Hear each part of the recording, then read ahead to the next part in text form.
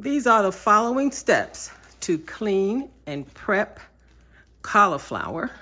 You leave it encased in the plastic and you give it a couple of very hard bangs on the counter. And as you can see, the cauliflower has broken up. So as you can see, it's not a lot of hard work to break up a cauliflower. And what you do next is you put it in a bowl of water with vinegar, clean it, and then you rinse it thoroughly. The reason you want to buy fresh cauliflower for these dishes is you can buy riced cauliflower, fresh or frozen.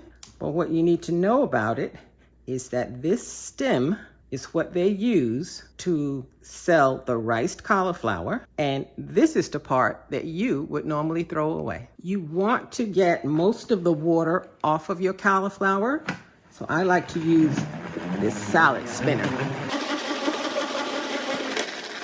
To rice my cauliflower, I'm going to use this food processor, and I'm going to put small pieces. You can always break these up. You can take a knife and just cut them, make them a little smaller. I'm going to rice this cauliflower, and I'll be able to use it for fried rice dishes. I can use it in exactly the same way that I would use rice with a meal. I'm going to pulse it